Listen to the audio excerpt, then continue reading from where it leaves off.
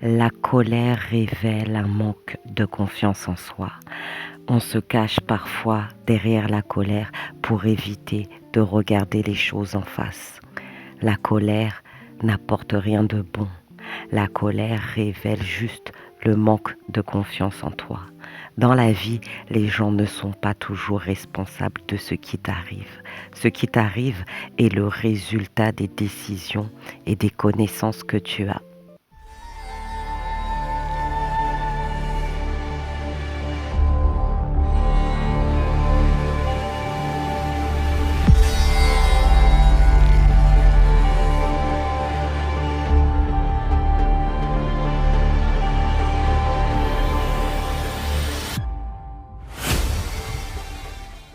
Welcome to African M, bienvenue sur la radio libre. Nalia, oui, au micro pour vous servir.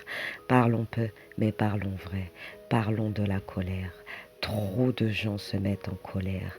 Trop de drames, trop de choses qui arrivent à cause d'une mauvaise gestion de ses émotions. La colère appartient à la personne qui décide de la porter. Personne ne te demande de prendre la charge de la colère.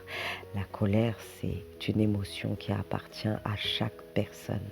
Et c'est à chaque personne de faire le chemin vers cette colère, comprendre cette colère et déposer cette colère.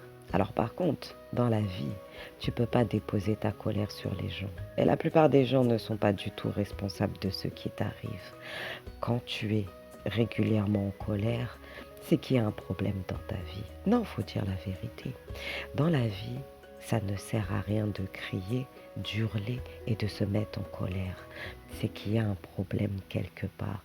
Et souvent, il faut apprendre à aller chercher pour trouver la solution du problème.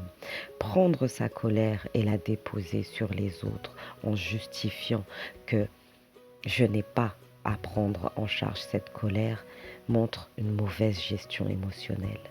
Dans la vie, la colère, le bonheur, la joie, ce sont toutes des émotions. Et c'est à chacun de choisir sur quelle émotion, vibration elle souhaite être. Après, dit comme ça, c'est facile, mais en même temps, la colère appartient à qui? La joie appartient à qui? C'est toujours dans le même corps et c'est toujours ce même corps qui ressent et qui vit ces émotions. À partir du moment que tu ressens ces émotions t'appartiennent. Tu as le devoir d'aller chercher pourquoi cette colère est présente en toi, car tu es responsable de cette colère. Dans la vie, la colère doit être prise en charge, car sinon elle est déposée sur le dos des gens et ça crée souvent des conflits. Souvent, tu te retrouves en conflit avec les gens. Mais comment tu veux ne pas être en conflit avec les gens si à l'intérieur tu es en guerre?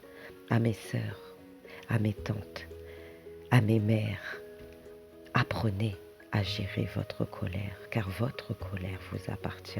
Votre bonheur vous appartient également. Apprenons à avancer et à évoluer ensemble.